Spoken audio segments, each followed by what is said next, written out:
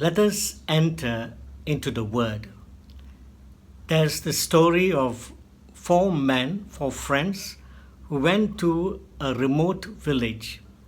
And early in the morning, they decided to go for a walk through the countryside.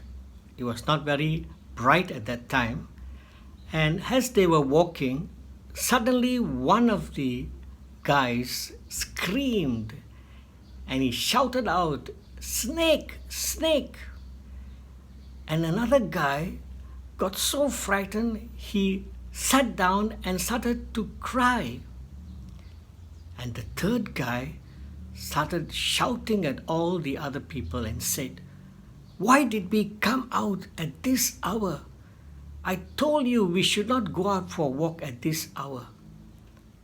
Now the fourth guy, he walked in front towards that snake.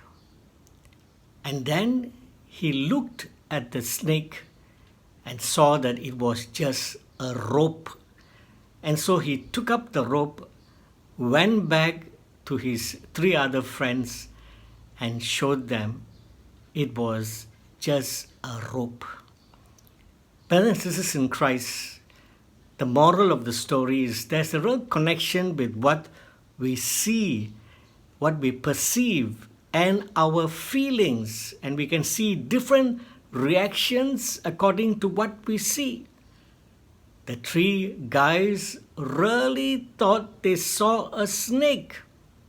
And their response was one of fear, of anger. But the fourth guy did not so fast jump into conclusion. He went to see for himself, for sure, whether it was really a snake. Brothers and sisters in Christ, very often in life as we go through our journey, we don't understand many things that happen to us, and we are so fast to get frightened or angry at different situations. And we see this in the life of Joseph. Today we want to look at Joseph and the Holy Spirit. This Sunday we're going to celebrate Pentecost. We're going to celebrate the gift of the Holy Spirit that has been given to the church and to each one of us at our baptism.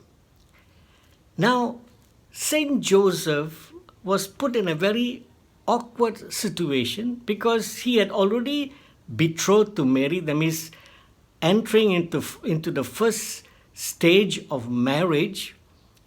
And now he found that Mary was pregnant. But the Word of God tells us in Matthew chapter 1 that Joseph decided to divorce Mary quietly. But that night, the angel appeared to Joseph and told her that the child that Mary was having was from the Holy Spirit. Brothers and sisters in Christ, we see in the life of Joseph making decisions that were very good. When we are influenced by the Holy Spirit, when our lives are led by the Holy Spirit, we will bear good fruits. Yes, in Matthew chapter 7 verse 16, "By their fruits we shall know them." And so we know that Joseph bore such good fruits, so his life must have been guided by the Holy Spirit. And we can see that the decision that he made to accept Mary into his home to be his wife was guided by the Spirit. It was guided by God's word, because Joseph was a man of faith. Just in the beginning of the Gospel of Matthew, we see the genealogy. The Jews understood that there was a connection with Joseph right through Abraham. Joseph must have known that the Jews, that they were waiting for a Messiah, and he was a potential candidate. But then when he heard that Mary was pregnant, he decided to divorce her quietly. Why? Did he doubt Mary?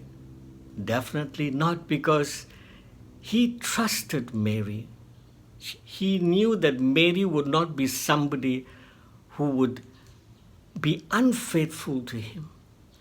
But then most probably Joseph was thinking to himself, Mary heard that call to bring forth the Messiah into this world.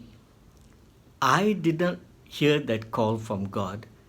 And so maybe Joseph's thought was, I will just withdraw quietly. He didn't want to embarrass Mary. We see such beautiful fruits in the life of Joseph, the fruit of gentleness, of patience. Joseph treated Mary with great love and respect.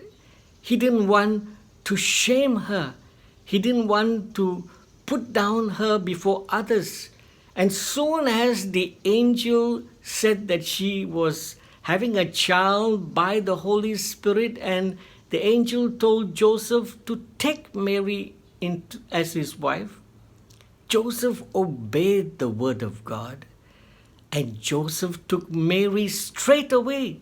He did not wait for the customary 9 or 10 months before the second part of the marriage took place, where they would come and live together, because Joseph wanted to cover Mary with his protection. He didn't want people to think so badly about Mary. Well, of course, people would be thinking Joseph got Mary pregnant, but Joseph was not bothered about what people thought. He was a man of the Holy Spirit. He was guided by wisdom, knowledge, understanding, counsel, the fear of the Lord, great courage. We see Joseph displaying in his life the fruit of endurance, the fruit of faithfulness, how he took care of Joseph, of Mary and Jesus, fleeing from Bethlehem, fleeing to Egypt when the life of Jesus was threatened. Brothers and sisters in Christ, this Pentecost, just ask yourself this question: is my life guided by the Holy Spirit? Are all the choices that I make in life guided by God's wisdom, knowledge, understanding, courage, piety, and fear of the Lord? Am I guided by God's word? Am I guided by my faith? Or am I so easily influenced by how negatively I look at situations in my life?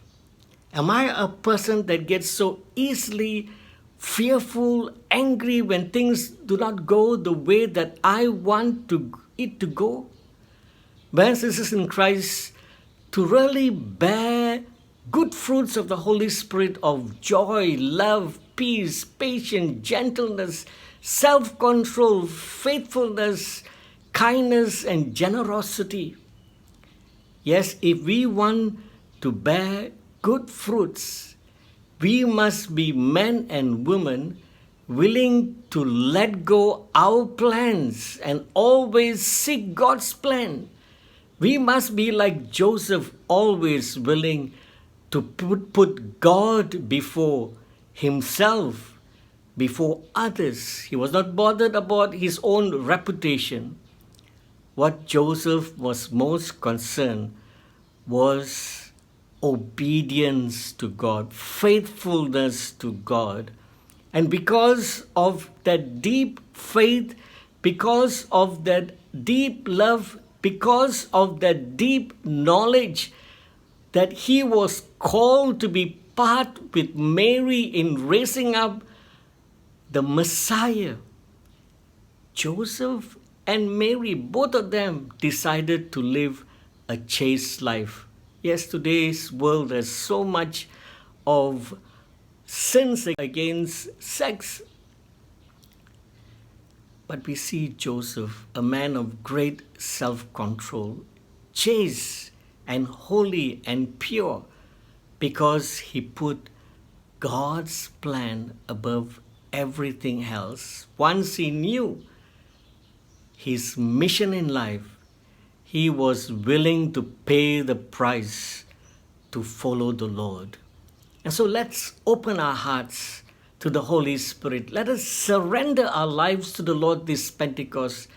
Make Him the center and make a decision that all the choices that we make each day will be guided by faith, hope, and love, will be guided by the 7 gifts of the Spirit: wisdom, knowledge, understanding, counsel, fear of the Lord, fortitude.